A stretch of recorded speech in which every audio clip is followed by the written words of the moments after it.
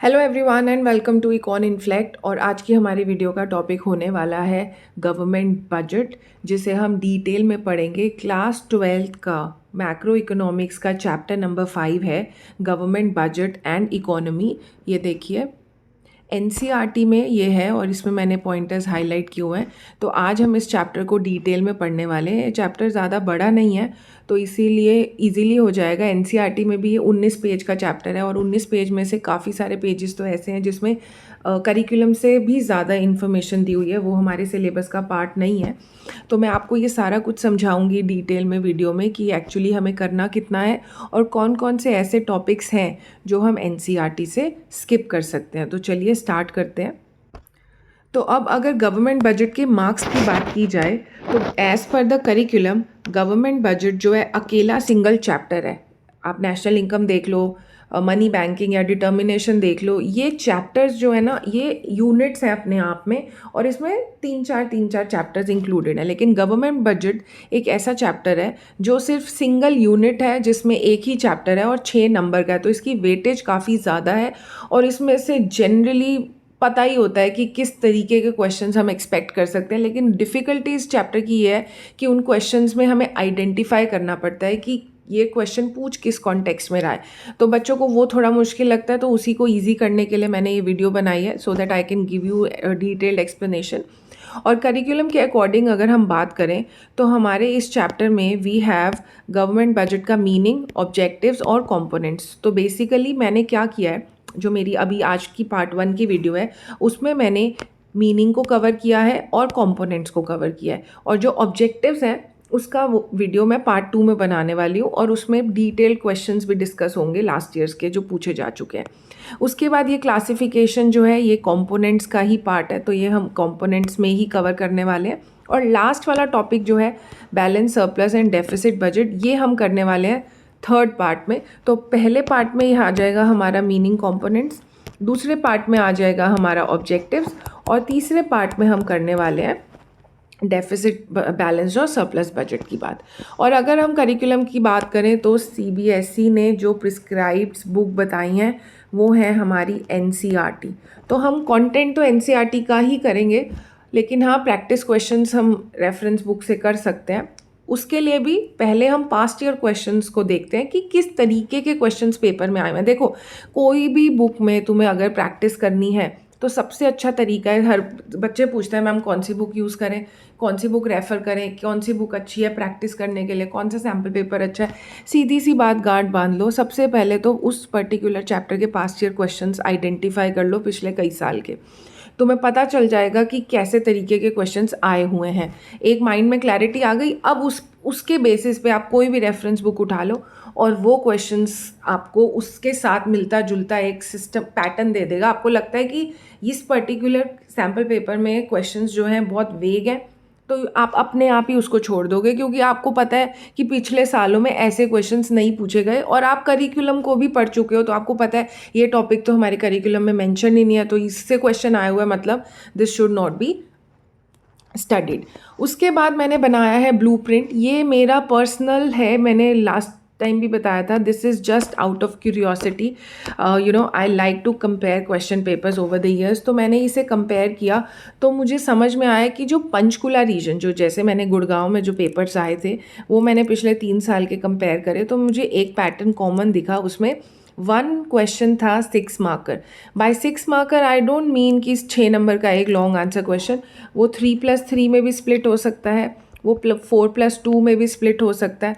तो basically 6 number का question आया हुआ था और उसके सब पार्ट्स थे एंड 1, 3 और 4 मार्कर का कोई भी क्वेश्चन एक्सप्लिसिटली इस रीजन के पेपर में तो नहीं था। लेकिन जब मैंने सीबीएसई की वेबसाइट पे और रीजन्स के पेपर विजिट करे तो मुझे वहाँ पे 1, 3 और 4 मार्कर क्वेश्चंस भी दिखे। इसका मतलब और रीजन्स में ऐसे पेपर का पैटर्न आया हुआ है जिसमें 1 मार्कर भी इंक्लूडेड है। तो हम हर टाइप के क्वेश्चन रिवाइज करेंगे, इसीलिए मैंने एंड ऑफ द वीडियो में लास्ट ईयर के जो क्वेश्चन पेपर्स आए हुए हैं वो मैंने सारे रीजन्स के कवर किए, नॉट जस्ट पंचकुला रीजन। तो आपकी काफ़ी अच्छी प्रैक्टिस हो जाएगी। अगर हम CUET सिलेबस को अपने करिकुलम के साथ मैच करें, क्योंकि मैं सिर्फ इस साल की बात कर रही हूँ 2025-26, जो मार्च में 26 में बच्चे बोर्ड एग्ज़ाम देने वाले हैं, और वो मैं कंपेयर कर रही हूँ CUET का सिलेबस जो अभी हमारे पास अवेलेबल है, जो करंट CUET एग्ज़ाम हुआ है। तो उसके अकॉर्डिंग सारा मोस्टली सिलेबस तो सेम है। जो एक डिफरेंस है वो है ये लास्ट टॉपिक का, जिसमें लिखा हुआ है downsizing the role of the government, meaning and implication, which is something extra other than the curriculum. Okay, so अब हम बात करते हैं गवर्नमेंट बजट के। It is an annual financial statement.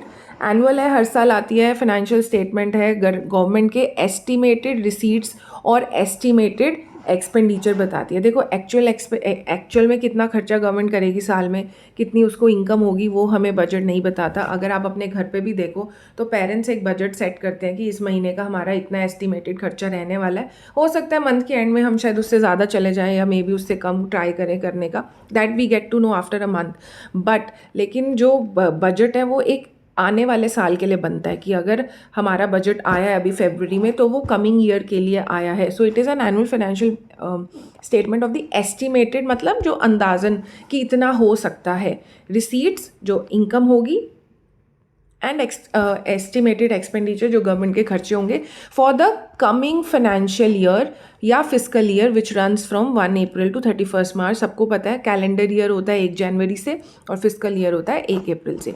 अब बजट के जो फीचर्स हैं, एज सच इस पर कोई क्वेश्चन तो कभी आया नहीं, but yes you should know if you are reading budget. It is a constitutional requirement, मतलब बाय लॉ, बाय कॉन्स्टिट्यूशन ये बनाना ही पड़ता है गवर्नमेंट को to present it before the parliament.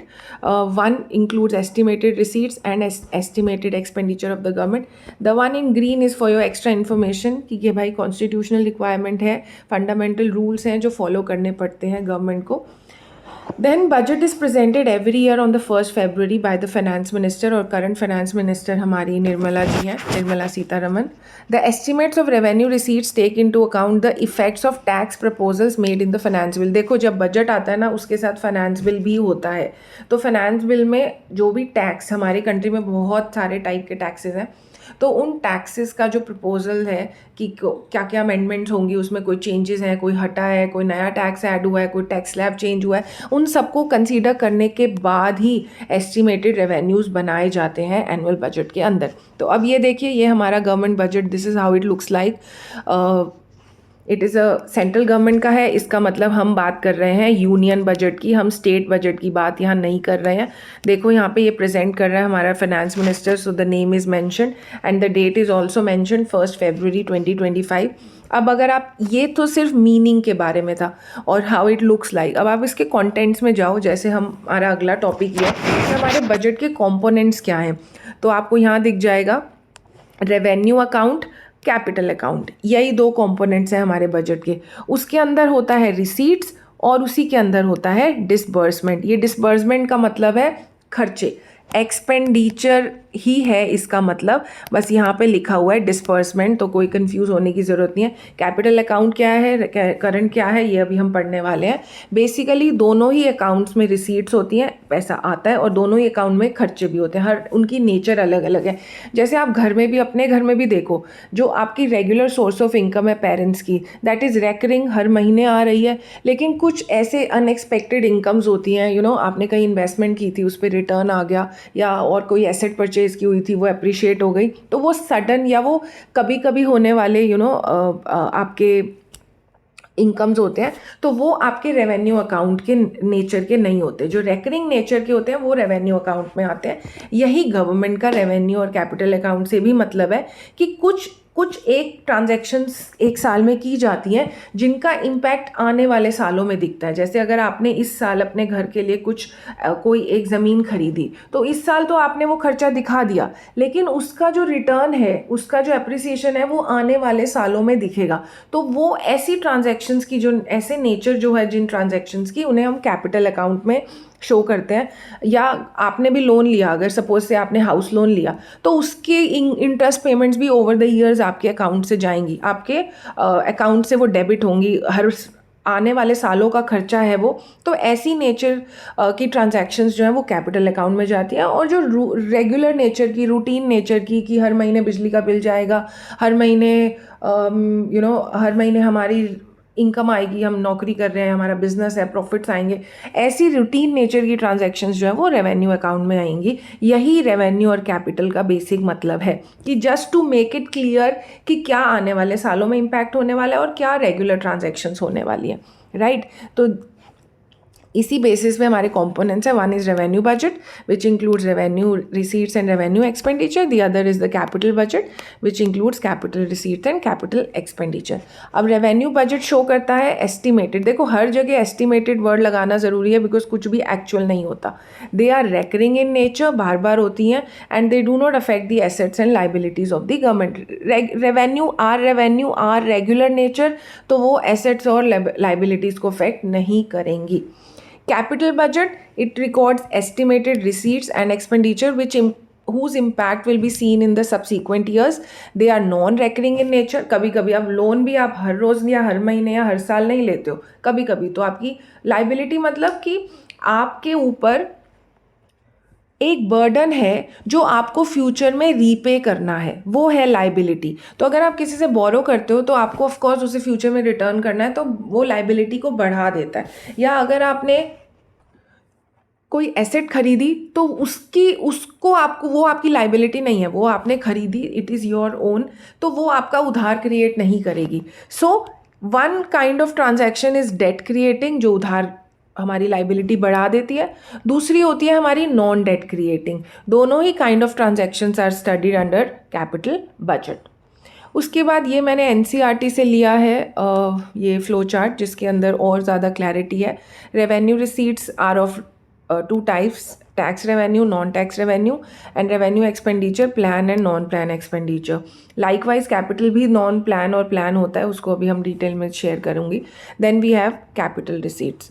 तो अब हम स्टार्ट करते हैं रेवेन्यू रिसीट्स। बेसिकली पेपर में क्वेश्चन आ जाता है डिफरेंशिएट का, कि differentiate between revenue and capital receipt, या क्वेश्चन आ जाएगा differentiate between capital expenditure and revenue expenditure, something like that. आपस के दो डिफरेंसेस आ जाएंगे, या आपको 4-5 ट्रांजैक्शंस दे देंगे कि ये ऐसी ट्रांजैक्शन है कि गवर्नमेंट ने एसेट परचेज की, या गवर्नमेंट ने जो है इंफ्रास्ट्रक्चर डेवलप किया या बोरो करा, something like that. And then they ask you कि कैटेगराइज देम कि ये किस टाइप का रिसीट है और किस टाइप का एक्सपेंडिचर है। इसके बियॉन्ड इस पर्टिकुलर टॉपिक से एज सच और कोई क्वेश्चन नहीं पूछा गया, या आपको कोई ग्राफ दे देंगे, पाई चार्ट दे देंगे, and then they will ask you कि इसमें से आइडेंटिफाई करो कौन सी रेवेन्यू नेचर है, कौन सी कैपिटल नेचर की ट्रांजैक्शंस है। ओके, सो मैं आपको रेवेन्यू रिसीट्स पढ़ाने से पहले I want to show you कि हमारा जो कंट्री का बजट है, आप indiabudget.gov.in पर जाकर देख सकते हो, एनुअल फाइनेंशियल स्टेटमेंट। इसके अंदर हमारी देखिए सबसे पहले क्या आया हुआ है यहाँ पे, टैक्स रेवेन्यू सबसे टॉप पर, और टैक्स रेवेन्यू में भी look here, GST, tax on income, अलग अलग टाइप के कैटेगरीज बनी हुई हैं, राइट। तो ऊपर पढ़ो, ऊपर लिखा हुआ है statement 1 consolidated fund of India revenue account receipts, और उसमें सबसे पहली है टैक्स रेवेन्यू। उसके अलावा आप यहाँ देखोगे major heads, actual, budget estimate, revise estimate और बजट एस्टिमेट। यहाँ पे ये एक्चुअल एस्टिमेट दिए हुए हैं 2 साल पहले के, बजट एस्टिमेट्स दिए हुए हैं पिछले साल के जो बजट आया था, और रिवाइज एस्टिमेट भी पिछले साल के। एक्चुअली क्या होता है कि हर मिड ऑफ द ईयर में बजट जो आता है उसका रिव्यू होता है, और अगर उसमें गवर्नमेंट को लगता है कि चेंजेस करने की ज़रूरत है, डिपेंडिंग अपॉन कि फर्स्ट 6 मंथ्स में कितना खर्चा हुआ और कितना सोर्स ऑफ रेवेन्यू है, तो गवर्नमेंट रिवाइज करती है अपनी नंबर्स को, और वो फिर से दोबारा वो रिवाइज एस्टिमेट्स आते हैं। और दूसरा होता है हमारे इस साल का जो आने वाले साल के लिए प्रिडिक्टेड एस्टिमेट्स होते हैं। तो ये सारा इंक्लूड होता है एक बजट के अंदर। टैक्स रेवेन्यू के अलावा आगे देखो हमारे पास यहाँ पे है नॉन टैक्स रेवेन्यू। तो ये दोनों के दोनों रेवेन्यू अकाउंट के कंपोनेंट्स हैं। उसके बाद यही चल रहा है हमारा रेवेन्यू अकाउंट रिसीट्स।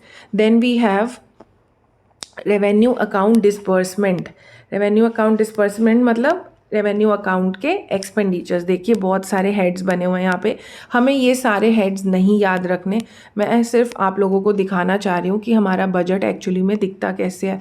कोई इट्स नॉट समथिंग इमेजिनरी हम कुछ पढ़ रहे हैं, दिस इज़ हार्ड रियलिटी। और उसके बाद हमारा रेवेन्यू अकाउंट के बाद आता है ऐसे ही कैपिटल अकाउंट। कैपिटल अकाउंट का भी जैसे यहाँ रिसीट्स है ऐसे ही कैपिटल अकाउंट का एक्सपेंडिचर भी होता है। So this is how our budget looks like. Now coming back to the revenue receipts, basic सबसे आसान टॉपिक है ये।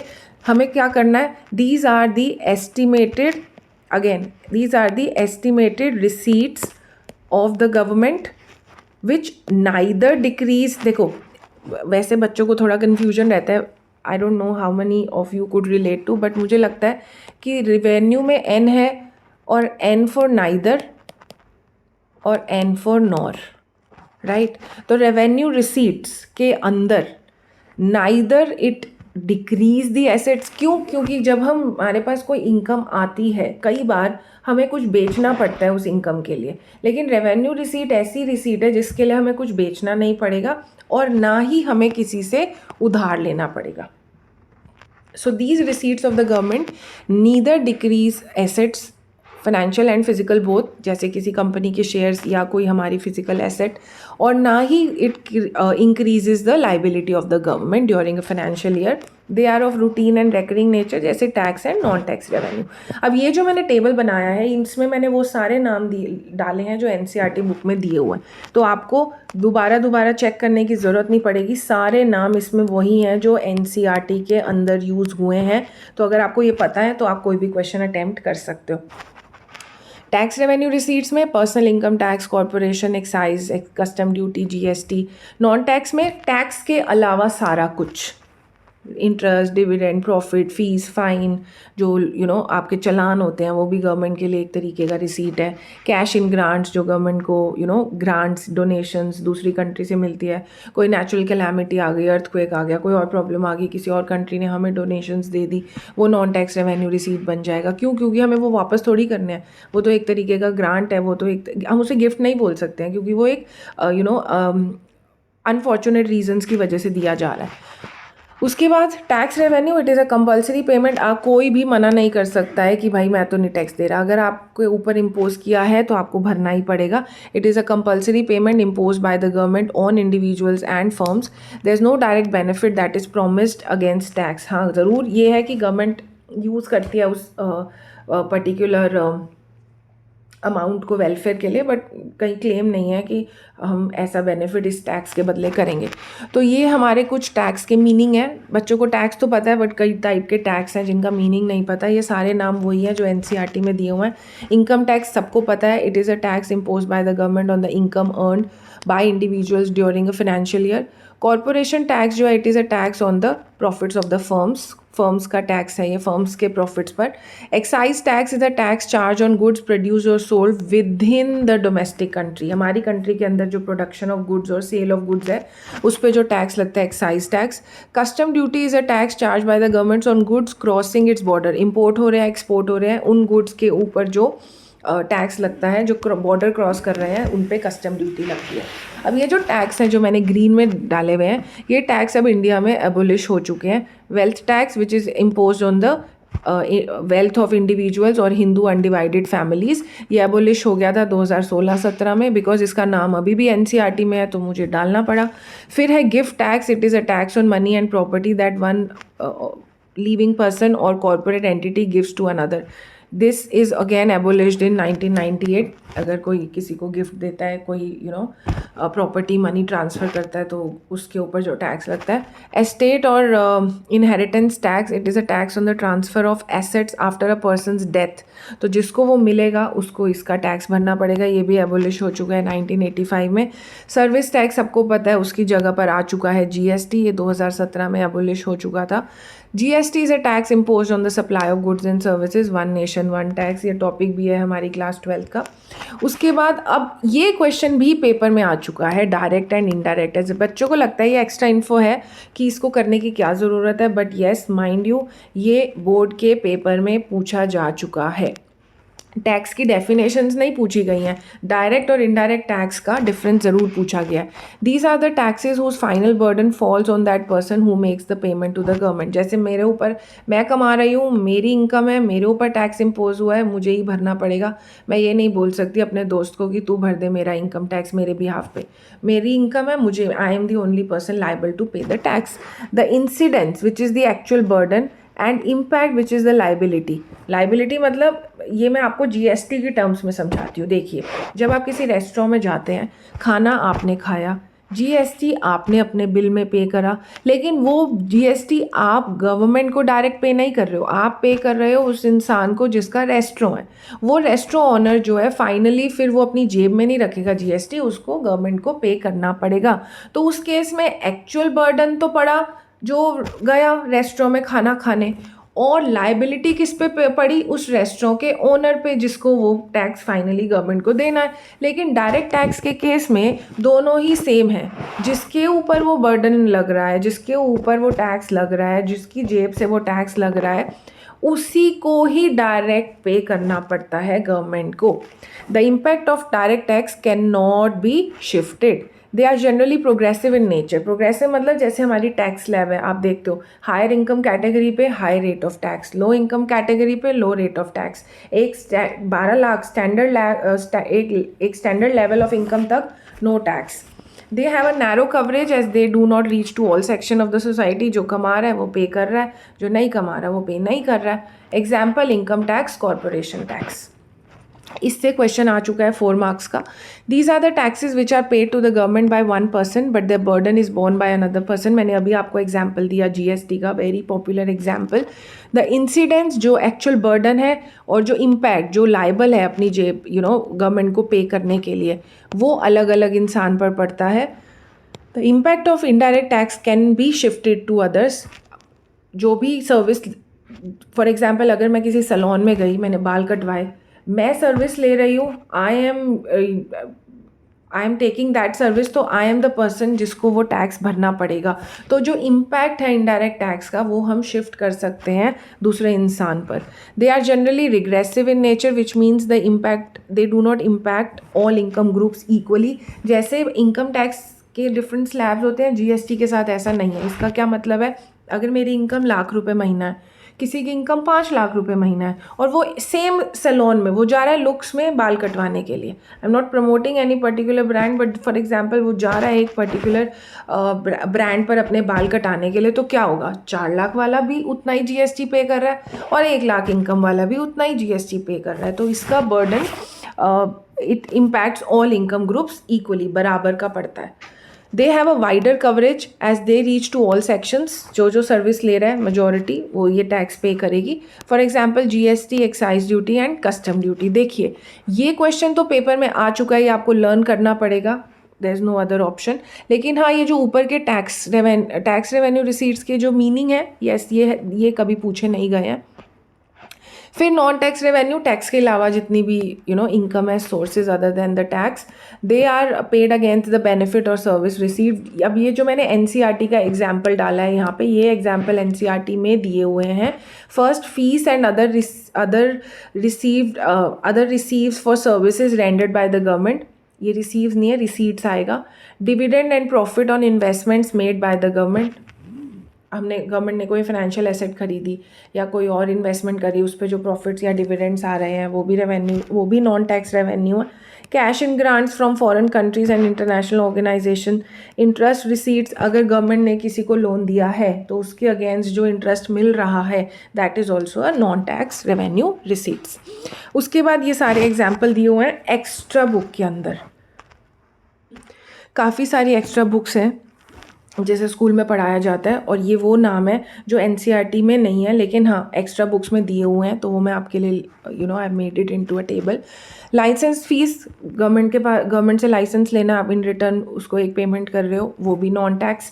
स्पेशल असेसमेंट क्या है, okay, this is a payment which is made by the owners of the property whose value has appreciated due to the development activities of the government. आप देखते हो बहुत साल पहले एक ज़मीन लेके रख दी, लेकिन उसके उस आसपास कुछ नहीं था, अचानक वह डेवलपमेंट स्टार्ट हो गई। तो आप अपने पेरेंट्स से पूछना, they must have paid certain fees to the government, that is special assessment because of the development activities.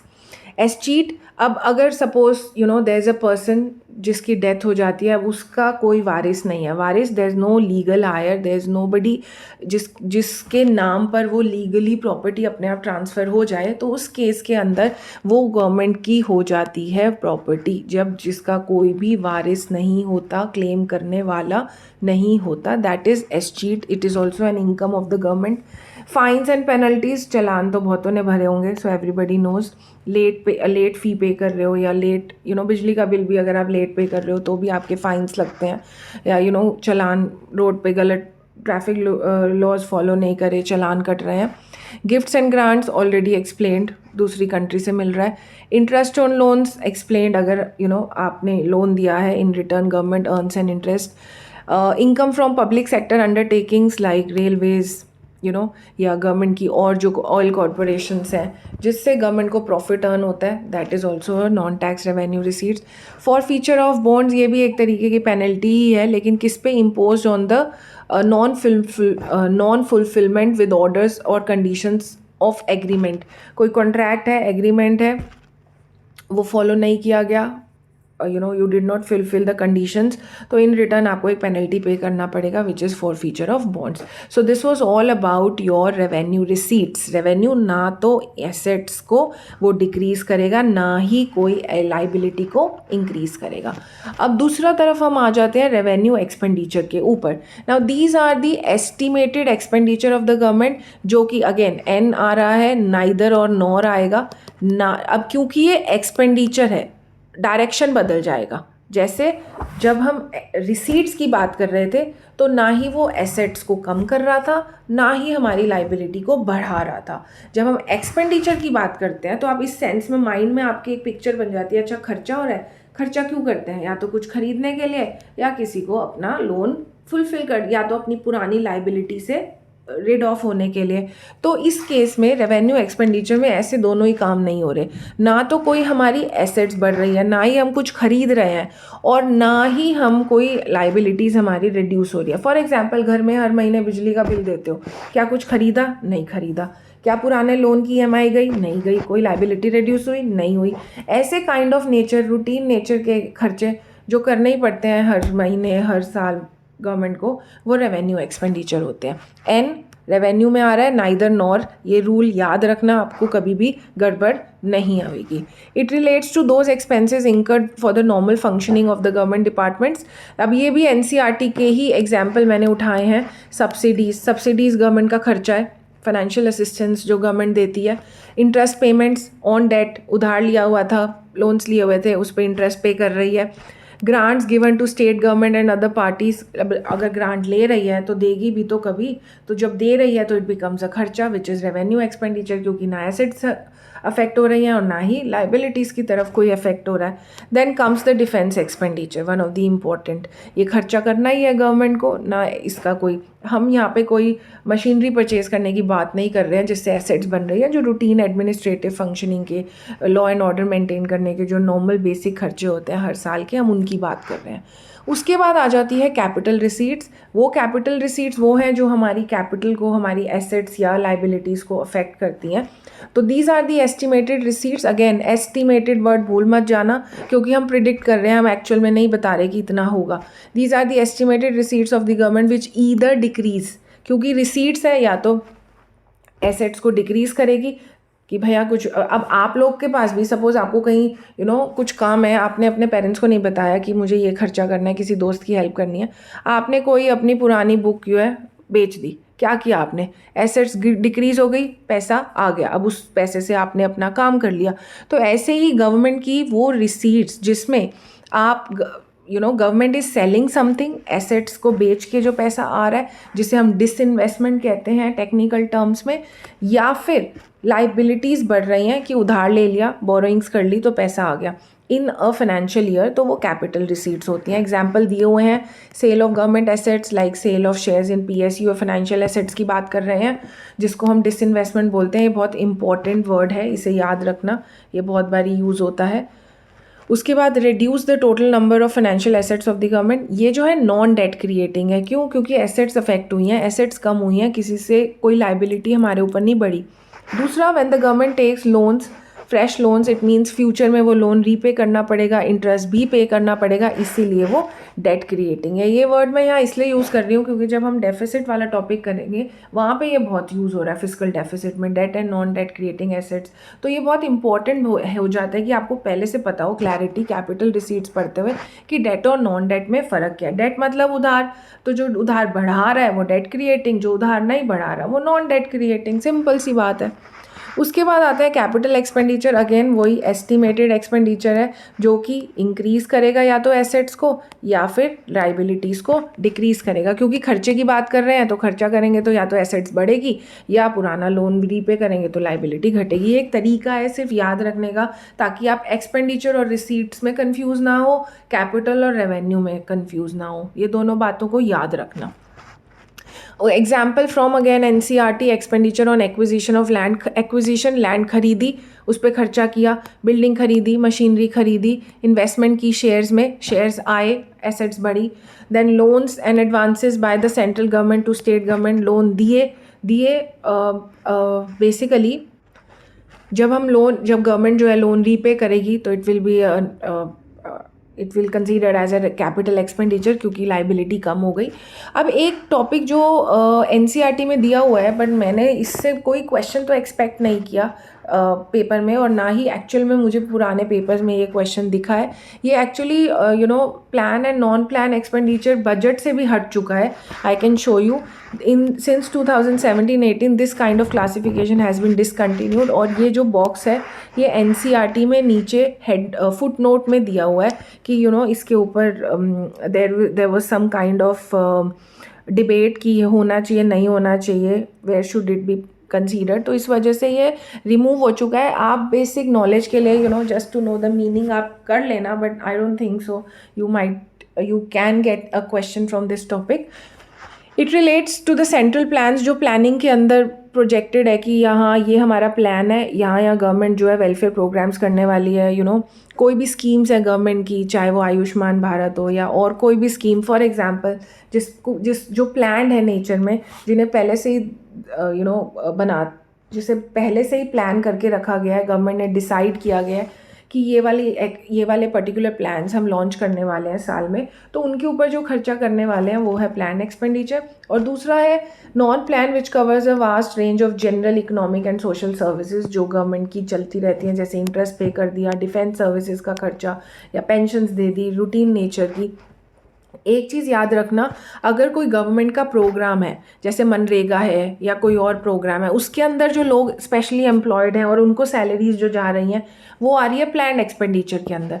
और जो रेगुलर रूटीन नेचर की डिफेंस के लोग हैं या फिर गवर्नमेंट के और पीएसयूज में काम करने वाले लोग हैं, वो आएंगी हमारी नॉन प्लान एक्सपेंडिचर में। तो एक काफ़ी देयर वाज अ डिबेट कि कन्फ्यूजन था कि क्यों प्लान नॉन प्लान में हम इसे बाइफरकेट करें। तो ये हट ही चुका है बजट के अंदर से, but yes because it is mention in NCERT तो हमारी तो ऑब्लिगेशन बन जाती है पढ़ना।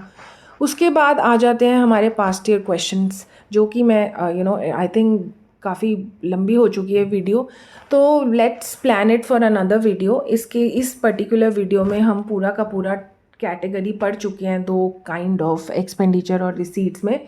आपका ये टास्क है कि आप अपना कॉपी पेन लेके बैठे हो, पॉज करो, पढ़ो, जहाँ पे नोट्स बनाओ, उसके बाद फिर प्ले करो, अंडरस्टैंड इट, और जहाँ पे भी आपको कन्फ्यूजन आए just send a message, send your doubts in the comment section. I'll try to explain as much as possible, and yes, wait for the next video जिसमें I'll explain you all the past year questions from this topic.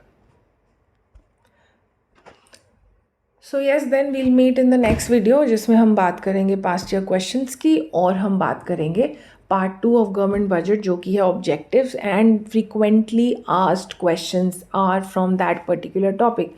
So don't miss that, and thank you so much for watching.